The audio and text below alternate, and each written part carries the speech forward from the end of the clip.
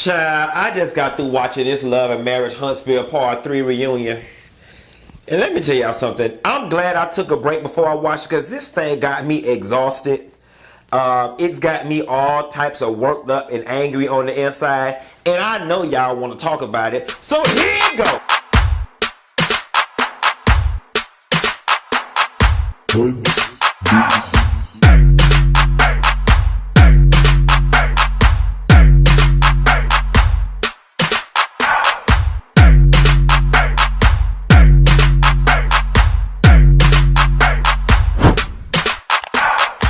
Now, so girl, I know Love and Man. It's Christmas Eve. Happy Christmas Eve to you. I hope you're home and you got your greens simmering slow. And you got your wine and you're in there playing your Christmas carols. In my mind, yes. I want you to be free. And I'm about to free these hoes on Love and Marriage Huntsville. Tisha, you might as well keep me blocked because I got some things to say to your ass. You in that damn dream girl's dress. I'm your dream girls. Boys, I'll make you happy. Yeah, yeah, yeah. And if I want my hump wheel, my lovely lady hump, my lady. I don't even know that lady. Let me leave that lady alone. That lady already mad, obviously.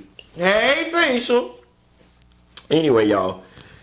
Part 3 of this reunion was exhausting. It just really was exhausting. It opens up with Marceau and Louis still arguing and not being able to come to any types of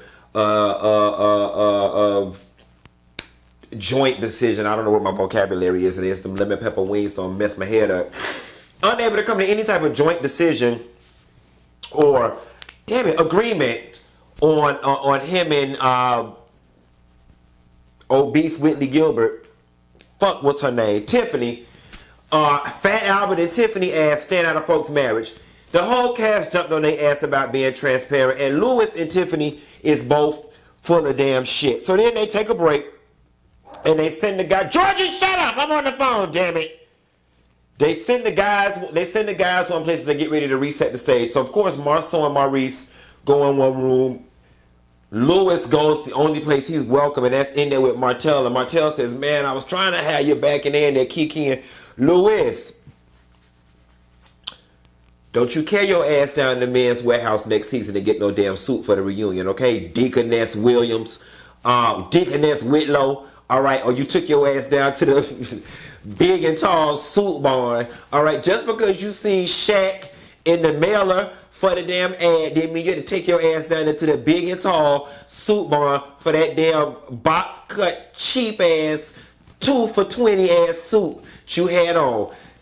2 for $20 suits is for skinny petite men's like me, not for big niggas like you. Okay, Louis, this is what you do the next time.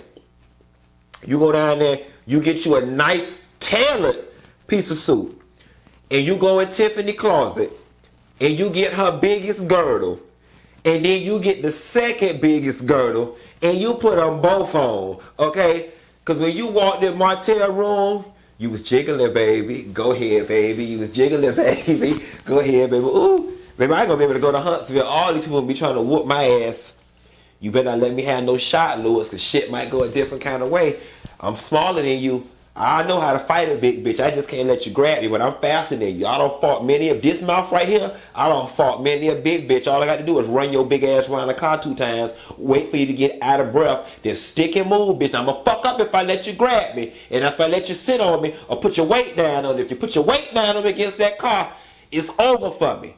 I know what my weak points are. But I'm gonna run your big ass around there. I'm gonna talk shit. I'm gonna talk about your mama. I'm gonna talk about your kids. I'm gonna talk about your wife. I'm gonna get you real mad. Make you chase me around that car, baby.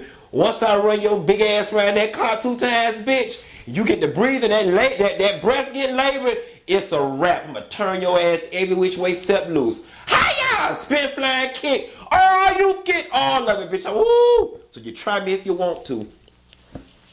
Tiffany has to be somewhere frying chicken. It's gonna be some slow singing and some flower bringing fucking around with me. Alright? I ain't gotta worry about a motherfucker fucking with me. I know how to fight. At least I learned. Candace Dillard, take a page out my book. If you're gonna run off at the mouth, learn how to fight. Run the big holes around the car. I don't give y'all some valuable advice, baby. I'm from Miami, baby. I got all the tricks. The bigger they are, the harder they fall. You talk cash money shit about they children and their mama get them real mad. Get the motherfuckers seeing red. Then you run their ass around the car till they get out of it. They gonna chase you, bitch. They gonna try to kill you. And that's when you lean into your strength. You small, you float like a butterfly, sting like a bee. You limber, you fast like Speedy Gonzalez. Andale, Bobby, andale, andale. You run their big ass around that car. When they get to breathing hard and bending over and holding their knees, that's when you wear their ass the fuck out. But this ain't a fight video. This I love it, man. Huntsville. Whew. Y'all can tell I used to be hell on wheels back in the day, but I don't change my life. I'm a rich white woman. I'm real classy based. I'm educated. I eat my salad with my salad fork and my other food with my entree fork. And I'm classy based. I don't live that life no more, so don't judge me. The ladies on the stage alone, and Tiffany calls Destiny judgmental. Now, Tiffany, ain't that the pot calling the kettle black? You and your husband came on with the most judgment of everybody. Y'all came on with so much to say and in such intimate detail about everybody's marriage, and I just found that a bit odd.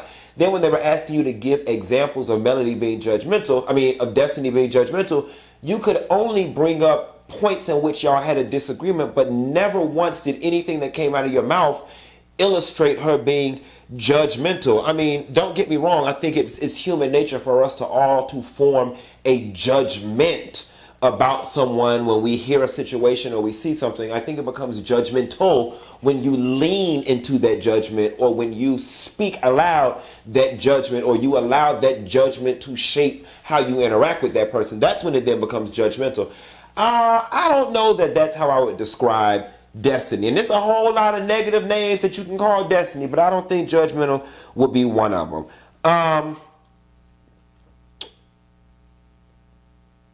Melody, Carlos asked Destiny about her relationship with Melody, and Melody gives this explanation about, after Love and Marriage Huntsville, she needs a break, and that's why she was distant.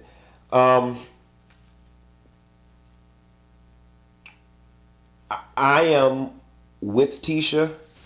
Mel, that answer sounds so rehearsed. It sounds so good, but it's bullshit. Because here's the thing. Our brains work on the reward system, right? And this is why it's so hard for people to crack addictions. Our brains work on the reward system. Things that make us feel good, we're drawn to. I.e., when you do drugs and they release dopamine, it makes you feel good. That's why your brain wants more. Things that hurt us, i.e. putting our hand on a hot stove, we run from. So whether Love and Marriage Huntsville had finished filming or not, basically what you're saying is Destiny was something that did not make you feel good, therefore you ran from it. Because if she and the relationship was all right, she was your source of happiness, she was your source of laughter, she was your source of comfort, you would have been drawn to her. Friendships are not hard to maintain. They really aren't. Relationships are not hard to maintain. You know what I'm saying? When two people are feeling good about one another, things are great. So the fact that you didn't call, it's not I needed a break, I distanced myself from everybody. No, you did not want to be around the bitch, and you had a reason.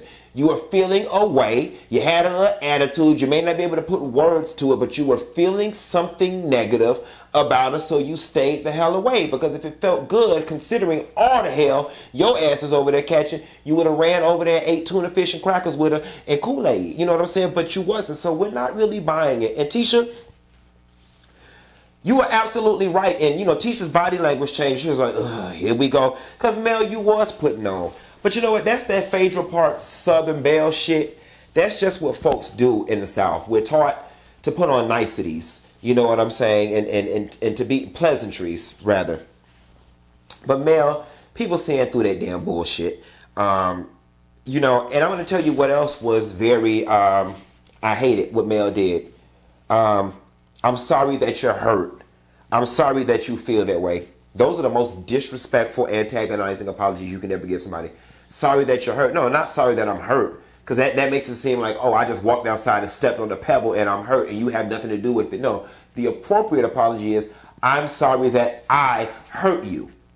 So there was a complete lack of accountability wrapped in that half-ass apology. And Mel, what gets annoying about Melody sometimes from season 1 into now is that you have a good way of being nice nasty.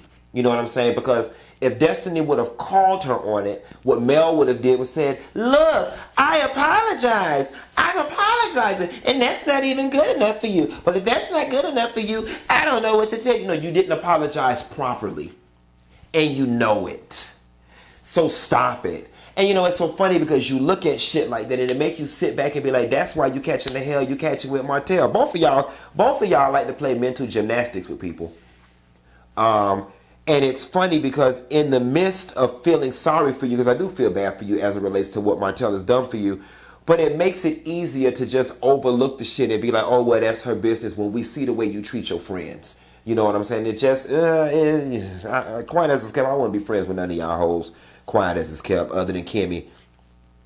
And I just bring Wanda with me to Chili's to drink 2 for $20. Then when she get drunk, just ditch her ass or call somebody to come get her because she don't got it started. And I can't be in here fighting these people down to the western end. Kimmi and Tisha, Carlos brings up the disconnect between those two. You know, there was one thing that Tisha did that bothered me. I think Tisha argues very immaturely, and that's why people call her immature. Because we're sitting here, we're getting somewhere. We're in the meats and potatoes of the argument. We're making some leeway. Then she busts out with the, don't talk to me like that. Don't raise your voice. I hate people who do that. Because it's deflection at its finest. Once I corner your ass into a corner, then it begins, why you gotta have an attitude? You're not gonna talk to me like that. No. No, ma'am. Dolores Van Contier. No, ma'am. Little Miss Muffet, who sat on her tuffet. No, ma'am. Bouffant that fell flat. That's not what we're doing. We're going to stay on task. We're going to stay on topic. We're not going to deflect. Don't talk to me like that. Well, why are you getting mad? Why are you raising your voice? You're not going to talk to me. No, stay on task. Stay on task. But you can't stay on task because you know the task at hand is too much for your ass to swallow and that you're full of shit. You know, Carlos asked a very good question about had y'all not been family, would y'all be friends? And you know what? I honestly respect the hell out of Kimmi for answering it honestly. I respect her even more for answering it honestly. And I know that question had to hurt, that answer had to hurt Tisha's feelings. But Tisha, what I hope is that it took you home and took you to a place of self-introspection. Like, everybody's having the same issue with you. And, you know, I know that people tend to say, stay out of the comments, so on and so forth, and if that's what you need to do for your mental health. But girl, that is the general conclusion that everyone has drawn about you, that you are needy, that you are spoiled, that you are immature. And I'm with Kimmi. Kimmi could not have articulated it anymore. I don't have the bandwidth or the capacity to give you what it is you want. And here's what I want you to do, Tisha. And I'm jumping a little ahead because down towards the end of the reunion, with Mel and with Kimmi, y'all got back into the whole, you didn't have my back in that moment. You didn't have my back. You were not there for me when all this lady was trying to do was stay out of the middle of y'all goddamn shit. The problem that I have and where the immaturity comes in, Tisha, is that you are skirting around what you really want to say. Because you are mature enough to understand what you really want to say makes you look immature. So I'm going to go ahead and put the words in your mouth that you really want to say. What Tisha really wanted to say is, Kimmi, I am bothered with you because when I stopped being that bitch friend, I expected you to stop being her friend too. But Tisha ain't grown enough or mature enough or woman enough to articulate that shit. And you could tell that was her expectation by looking at her and Wanda. That's how they roll. Just that blind, oh, you fighting them, I'm fighting them. You know what I'm saying? Which is fine and well. Which may work in certain situations. But if you would just be honest with Kimmi and say that, then maybe y'all would have something solid and formidable to build from. But this whole skirting around the issue, and then Kimmi speaking to you, but you can't receive it because she's not even speaking to the real issue because you won't even put the real issue on the table. You keep putting these sprinkles, and she speaks to the sprinkles, and you're not satisfied because that's not the real issue. So why don't you do us all a favor and just say, Kimmi, I'm mad because I stopped being the bitch friend and you were still her friend. See how simple that is? Lightning did not strike, the seas did not part, you didn't get struck down. We all still alive to see another day and eventually die from COVID-19. Okay. Damn it, man. It's not, communication is not that freaking hard, y'all.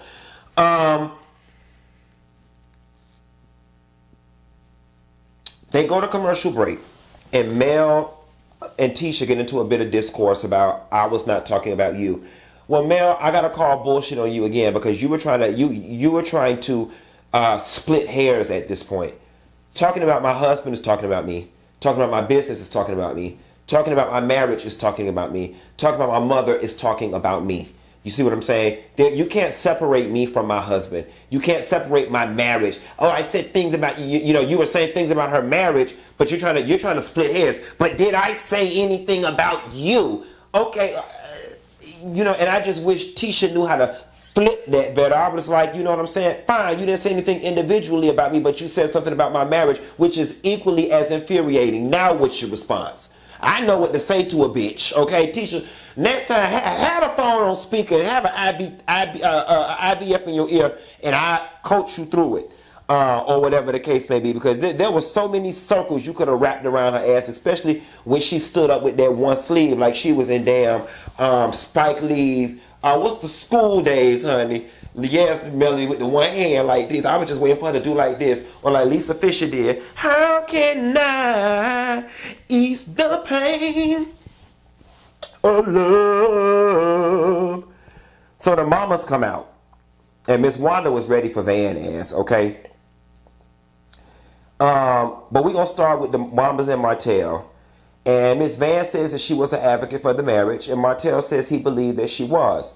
Until she was hearing things that the kids were saying. You know what I'm saying? And then Martell said, well, they got it from Melody. And Melody said, well, hold up. You know, I didn't say nothing to the kids about you. Yeah, okay, I don't know. I mean, I'm not in their household. Here's what I do know. That their oldest daughter is old enough to pick up on context clues. Their oldest daughter is old enough to be walking to the refrigerator and get some water and hear mommy on the phone with her homegirls or in the kitchen talking with grandma. Y'all be thinking kids aren't present and ain't hearing stuff, and they be hearing it all along. Trust and believe that oldest child knows what the hell is going on. She knows that love don't live there no more. She knows that much. But I am of the belief that the children should not be saying anything. You know,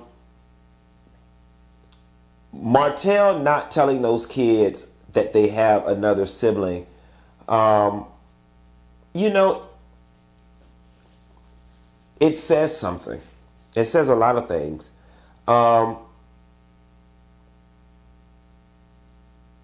It says that he's embarrassed. It said that he's ashamed. It says that he does not want to hurt his kids, even though he severed his family. Martell, you need to go ahead and rip the Band-Aid off, because the reality of the situation is, at this point, you're now cheating all of your children out of precious moments. You only get to be a baby once, and babies grow up so fast. Why cheat them out of that? Why cheat them out of the bond they could be forming at this age, regardless of how this baby came about? The children are innocent. Let's keep them that way. You know, I personally would like to see a day where, regardless of which side of the family they're at, that both sides of the family can have all the children together. You know what I'm saying? It only makes sense. Granted, it's going to take time, but Martell, you need to tell them kids about that. So Wanda and Van get to talking, and well, hold on, let me back up. They were asking Martell, do the kids know, and he was bringing up the situation when Melody pulled up at Western End and they saw Martell and his baby mother and the child from afar. I've been seeing some scuttlebutt in the Love and Marriage Huntsville room on Facebook, and people was calling Mel a stalker. Can somebody clear up why it is, if they were not doing a transfer of children or whatever the case may be, that Melody was pulling up on Martell and his baby mother? Somebody's going to have to explain that to me, because they didn't go into detail about that. But I'm side-eyeing Mel, because I'm like, okay, even if you saw him and that girl over there, if y'all didn't have no business, or y'all weren't about to exchange business or money or papers or clothes or anything like that, why did you even drive over there close enough for your daughter to scream what it is she screamed and saw what it is she saw. Your ultimate duty is to protect your kids. And it would have seemed to me that protecting the children would not have been pulling up on the western end, but you turning or driving through the light or running that motherfucker if you had to keep them from seeing any damn thing. So Wanda and Val get to talking. And Val brought up a Val brought up a very valid point, which is Wanda talked just to hear herself talk. And did you honestly think that she would listen to anything from you? And then Wanda told that bitch, well, while you out there making them damn tapes, you should have been showing your daughter what you was doing on them tapes in her bedroom. Maybe she should have kept her marriage together. I said, ooh, shit. I said, let me tell you something. If Van ain't have 3 ounces of Jesus in her, I know she'd have ran across that stage and tried to fight Wanda. Because, baby, she said that shit. She said it. She said it. She said it. And Van, you might as well be Martell mama. Because your ass is lying, okay? You and Mark were in a relationship. Let me tell you something. Disney World is 4 hours from my house. Bitch, people from Miami don't even drive 4 hours to Disney World and turn around and drive back home, which means you was going to his house and stand there. Then Melody outed your ass because she came to her mama's defense, which is what she supposed to do. She was like, and he was driving to her house too. Okay, so to means in addition to. You know what I'm saying? So to. So you were driving to his house, and he was driving to yours too. Marceau said everybody on this stage know what Van and Mark had. Okay, but they're trying to start up people's business. Van, you single. Y'all was fucking. Y'all was fucking. Mark probably was knocking the dust off that old pussy, and they didn't want to take it no further, and Van embarrassed. That's what it sounds like. What the fuck going on? It sounds like embarrassment from men just running y'all bloodline, honey. Val was sitting there trying to look all virtuous and saved and shit. Sitting up there, girl, they had no spring. Martell said, Martell waited to this damn reunion to get your ass.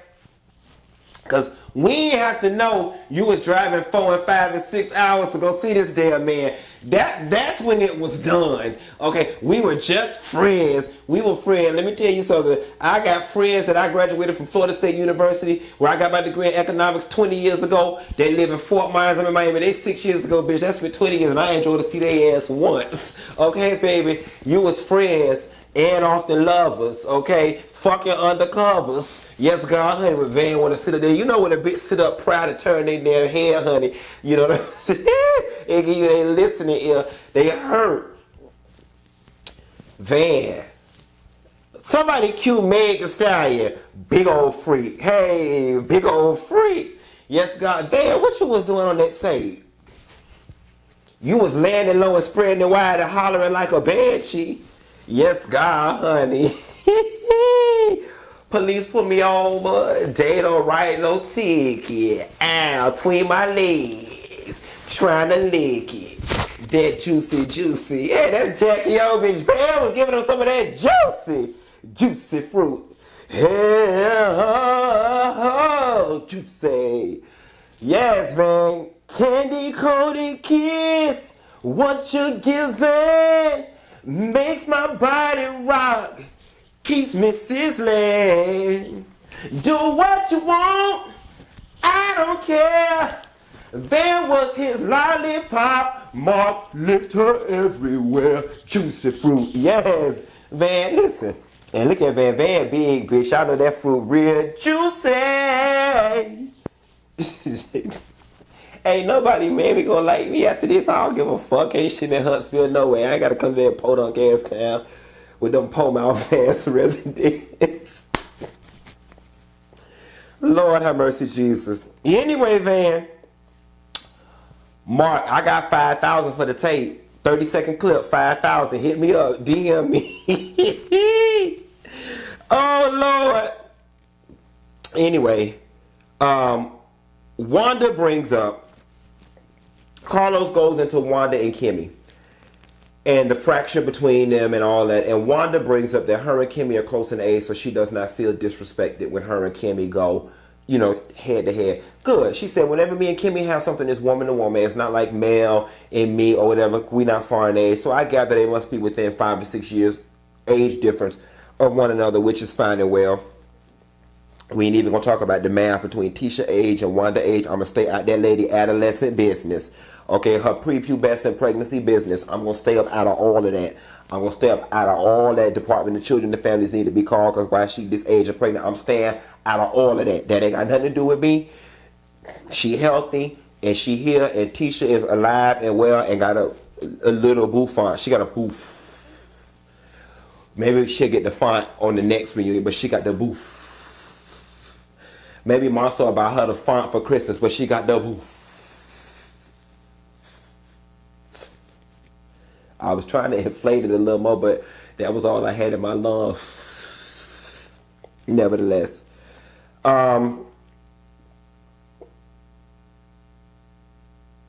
Then after they cleared that, they brought everybody out.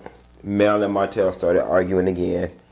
Started calling each other names, started calling each other crazy, and that was the end of the reunion.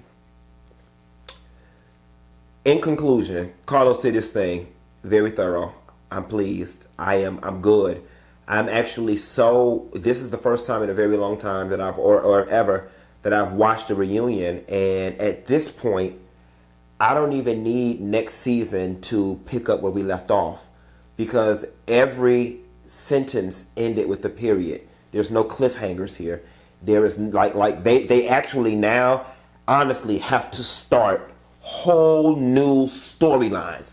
Whole new. I mean, of course there'll be some continuation with Mel and Martell. And of course, we'll see if Tisha and Kimmi, rekindle whatever the case may be. But they have closed out everything.